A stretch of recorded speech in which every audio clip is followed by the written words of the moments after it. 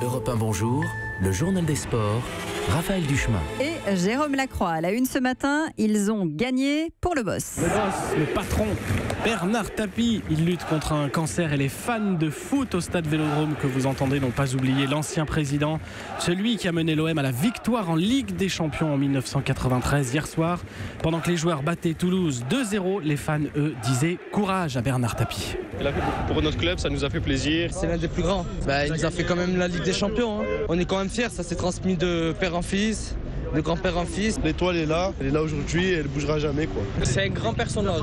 Et ce matin, les Marseillais remontent à la 5e place du classement de la Ligue 1 après cette journée à 2 points du podium. Neymar touche au PSG 3 millions d'euros nets par mois. Les Football Leaks le dévoilent. Deuxième joueur le mieux payé du monde. Derrière l'Argentin Tevez, 3 100 000 euros. Ça joue à pas grand-chose tout de même. Lui, Tevez, il joue en Chine. Le mot sport du jour. Oral, grand oral aujourd'hui pour France 2023, le projet qui verrait le pays accueillir cette année-là la Coupe du Monde de rugby. Vers 9h30 tout à l'heure, Bernard Laporte, président de la Fédération française, présentera à Londres le projet à l'ensemble des votants. Un exercice décisif pour se démarquer des concurrents, les Irlandais et les Sud-Africains. On ne pourra pas dire qu'on n'a pas mouillé le maillot. Ah oui, sincèrement, je suis très confiant. Ça ne doit pas nous échapper.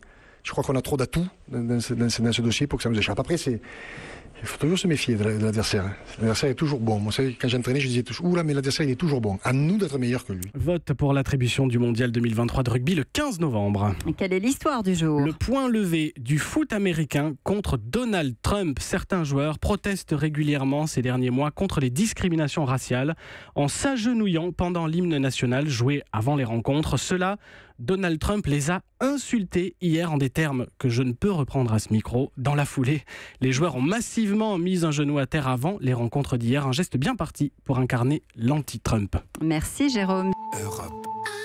Europe 1.